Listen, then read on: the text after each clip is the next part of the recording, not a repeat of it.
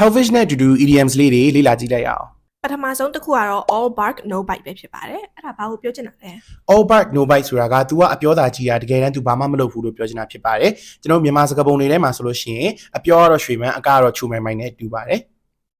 ဒုတိယတစ်ခုကတော့ hit the road ပဲဖြစ်ပါတယ် hit the road ဆိုတာဘာကိုပြောချင်တာလဲ hit the road ဆိုတာကကျွန်တော်တနေရာရာကိုခီးသွားတော့မယ်ခီးထွက်တော့မယ်လေစိတ်ကိုသွားတော့မယ်ကားဂိတ်ကိုသွားတော့မယ်ဆိုလို့ရှိရင်ပြောလို့ရတဲ့စကားပဲဖြစ်ပါတယ်ဥပမာမြင်မြင်သွားကြရအောင်ငါနောက်မကြချင်ဘူးဆိုလို့ရှိရင် let's hit the road I don't want to be late လို့ပြောလို့ရပါတယ် နောက်တစ်ခုကတော့ go the extra mile ပဲဖြစ်ပါတယ် go the extra mile ဆိုတာဘာကိုပြောချင်တာလဲ go the extra mile ဆိုတာကအရင်ကထပ်ပို့ပြီးတော့အများကြီးစူးစမ်းတာကိုပြောချင်တာဖြစ်ပါတယ်ဥပမာငါအလုပ်မှာငါယာတူတို့ဖို့အတွက်အရင်ကထပ်ပို့ပြီးစူးစမ်းမှရမယ်ဆိုလို့ရှိရင် I'm going to have to go the extra mile if I want this position လို့ပြောလို့ရပါတယ် နောက်ဆုံးတစ်ခုကတော့ throw someone under the bus ပဲဖြစ်ပါတယ်အဲ့ဒါဘာကိုဆိုလို့ချင်တာလဲ throw someone under the bus ကဒီလိုနေရာမျိုးမှာတယောက်ယောက်ကို bus ကားအောက်ထဲကိုပစ်ထည့်လိုက်တယ်လို့ literally ပြောချင်တာမျိုးမဟုတ်ပါဘူးဥပမာသူဒုက္ခမရောက်ဖို့အတွက်နဲ့ငါ့ကိုကြောက်တွန်းရတယ်ဒုက္ခပေးသွားတယ်ဆိုလို့ရှိရင် he threw me under the bus so that he doesn't get into trouble လို့ပြောလို့ရပါတယ်